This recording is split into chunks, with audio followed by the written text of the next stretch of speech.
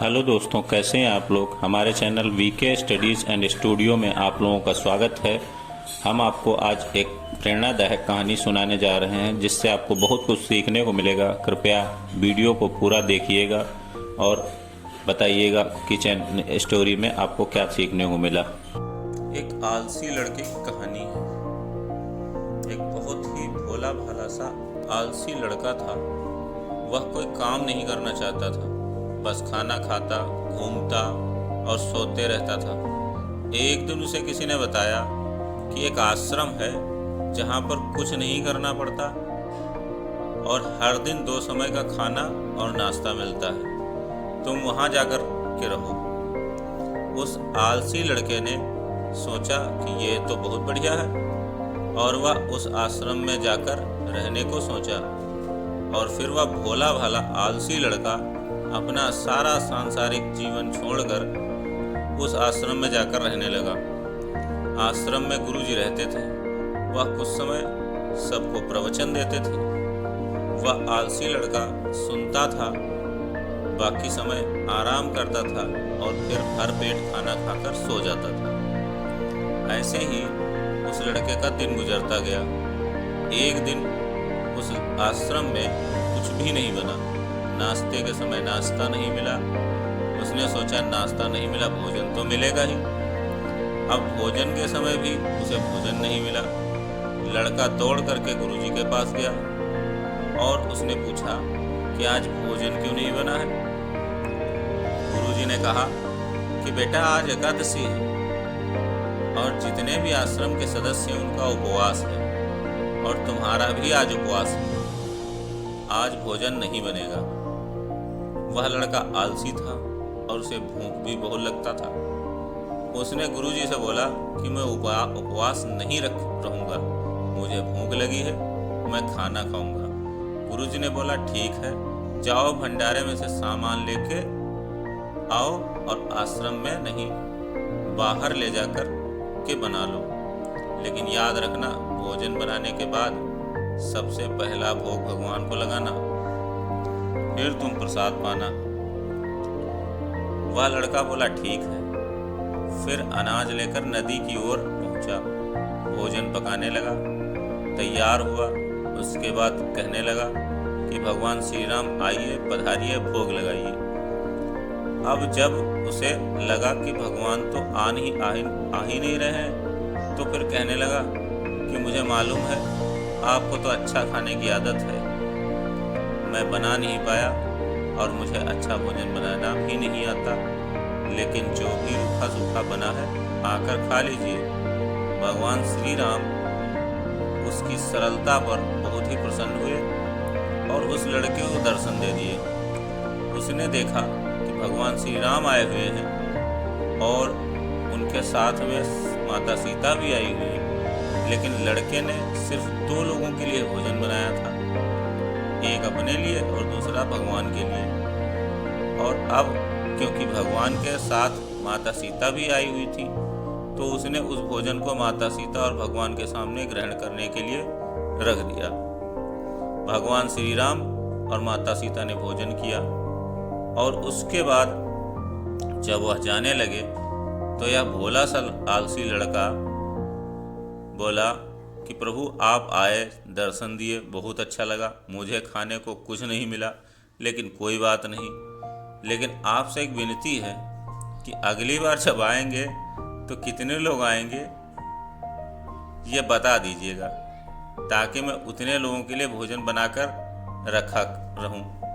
भगवान श्री राम मन ही मन मुस्कुराए और फिर अंतर्ध्यान हो गए।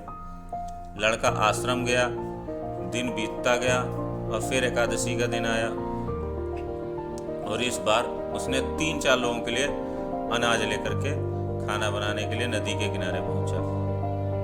उसने बड़े प्रसन्नता से भोजन बनाया और इंतजार करने लगा कि प्रभु आइए और भोग लगाइए।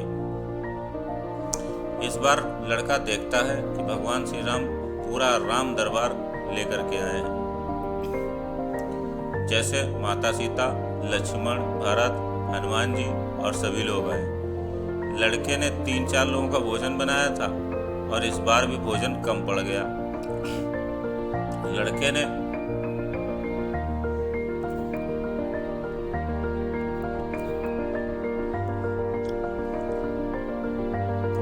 लड़के ने 3-4 लोगों का भोजन बनाया था और इस बार भी भोजन कम पड़ गया।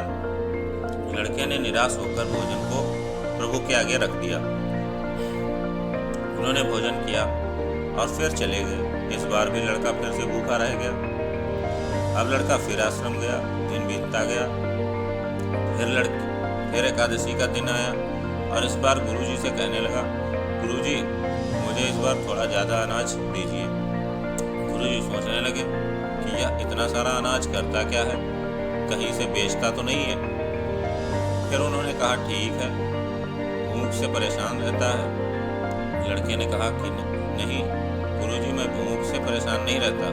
प्रभु के साथ बहुत लोग आते हैं, उनको भी तो भोजन कराना पड़ता है।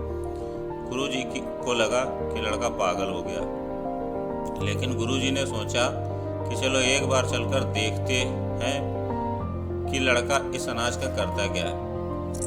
वह भोला सा लड़का अनाज लेकर के नदी के किनारे पहुंचा और इस बार भोजन बनाया नहीं। उसने सोचा कि प्रभु हर बार ज़्यादा लोगों को लेकर के आते हैं, इस बार वह जितने भी आएंगे खुद बना करके भोग लगा लेंगे। फिर प्रेम से प्रभु को बुलाने लगा। गुरुजी ने यह छुप कर देख रहे थे कि ये भोजन तो बनाया नहीं, प्रभु को बुला रहा।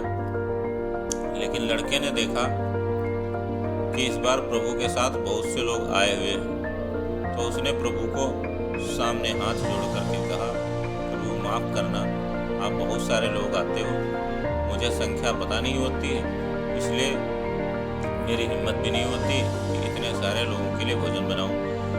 आप स्वयं आइए, बनाइए, खाइए और भोग लगाइए। प्रभु मुस्कुराते हैं और अपने साथ आए सभी लोगों के साथ मिल करके भोजन बनाते हैं। गुरुजी ये सब छुप कर के देखते हैं और फिर लड़के के पास आकर के कहते हैं कि तुम ये क्या कर रहे हो। लड़का कहता है कि गुरुजी आपको दिख नहीं रहा, भगवान श्री राम पधार चुके हैं, माता सीता भी आई हुई हैं, हनुमान जी आए हैं और सभी लोग आए हुए भोजन बना रहे हैं। गुरुजी ने बोला कि पागल हो गया, मुझे तो कोई दिख नहीं रहा। लड़का गुस्सा हो गया और बोला, प्रभु आप ये क्या कर रहे हो, एक तो मुझे भूखा रखा और गुरुजी को दर्शन नहीं दे रहे हो, जो मुझे पागल समझ रहे हैं, कृपा करके गुरुजी को दिख जाओ।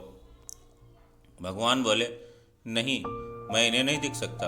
लड़का बोला, क्यों नहीं दिख सकते, मेरे गुरुजी तो बहुत महान हैं, बहुत बड़े ज्ञानी और ज्ञाता हैं। भगवान बोले, हाँ ज्ञानी और ज्ञाता होंगे, लेकिन तुम्हारी तरह सरल नहीं है। जो सरलता तुम में है वो तुम्हारे गुरुजी में नहीं है।